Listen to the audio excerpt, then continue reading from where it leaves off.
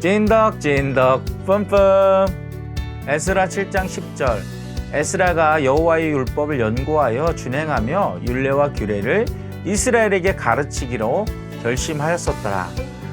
오늘 이 말씀 제목은 말씀을 가르친 선지자 에스라예요. 남유다는 하나님의 말씀에 순종하지 않고 우상 숭배에 빠져 BC 722년 바벨론이라는 나라에 의해 멸망당했어요. 그들은 70년이라는 세월 동안 바벨론에서 포로의 신분으로 살았어요. 이스라엘 백성들은 자신들의 잘못을 회개하며 유다 땅으로 돌아가기를 기도했어요. 하나님은 이스라엘 백성들을 예레미야 선지자의 예언대로 70년이 지나서 유다 땅으로 돌아오게 해주셨어요. 유다로 돌아온 이스라엘 백성들은 하나님의 말씀에 순종하며 살겠다고 다짐했어요. 그러나 시간이 지나면서 그들은 하나님의 말씀대로 살지 않았어요. 또다시 우상을 섬기기 시작했고 하나님을 믿지 않는 이방 여인과 결혼한 사람도 있었어요. 이방 여인들은 자기가 섬겼던 우상을 가지고 와서 섬기기 시작했고 자녀들을 하나님의 말씀으로 가르치지 않았어요.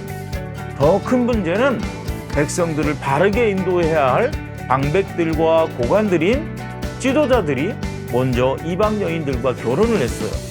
그리고 그런 일이 잘못된 일이라고 생각하지 않았어요. 이런 지도자들과 백성들의 잘못된 모습을 보고 분노하고 탄식한 사람이 있었어요. 그 사람은 에스라예요. 에스라는 율법의 통달한 학자였고 요사닥의 아들로 아론 계보에 속한 제사장이었어요. 에스라는 너무 화가 나서 그의 겉옷과 속옷을 찢고 머리털과 수염을 뜯으며 하나님의 성전 앞에서 주저앉았어요. 이런 에스라에 대한 소문을 듣고 하나님의 말씀을 두려워한 사람들이 에스라의 곁으로 모여들기 시작했어요. 에스라는 너무 기가 막혀서 해가 질 때까지 꼼짝도 하지 않고 앉아 있었어요.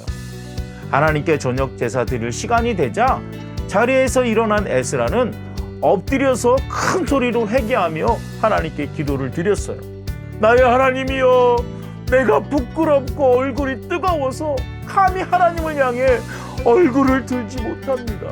우리의 죄가 많아 머리에 넘치고 우리의 허물이 커서 하늘에 미칩니다. 에스라가 하나님의 성전 앞에서 엎드려 울며 기도하며 죄를 자복하는 모습을 본 많은 사람들은 같이 통곡하며 회개했어요. 자신들의 죄를 깨달은 사람들은 에스라에게 와서 바르게 말씀을 가르쳐달라고 요청했어요. 우리가 잘못했어요. 그러나 이제 일어나셔서 잘못된 일을 우리에게 알려주십시오. 우리가 이 일을 도우리니 힘써 행하십시오. 에스라는 모든 백성들을 3일 안에 예루살렘으로 다 모으라고 말했어요. 명령을 받고 3일 안에 하나님의 성전 앞 광장으로 모든 백성들이 모였어요. 그런데 그날 하늘에서 비가 창대같이 쏟아지고 있었어요.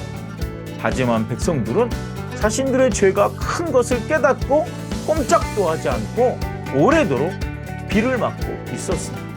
에스라는 그들에게 말했어요. 여러분은 죄를 지었소.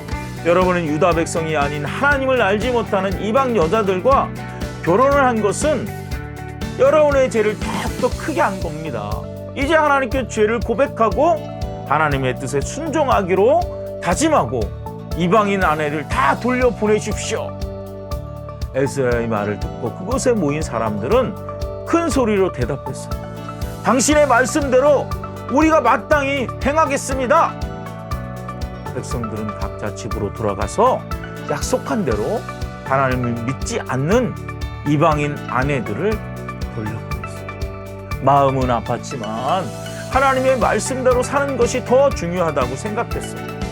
에스라의 가르침을 받은 남유다는 다시 하나님과의 관계를 온전히 회복하게 되었어요. 오늘 말씀은 에스라가 남유다 백성들이 하나님의 뜻대로 살지 않는 것을 안타까워하며 그들에게 회개하고 하나님께 돌아올 것을 말씀을 통해서 가르쳤습니다.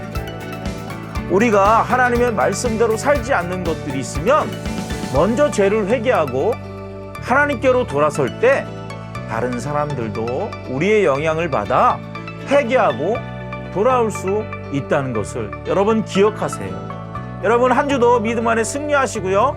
안녕.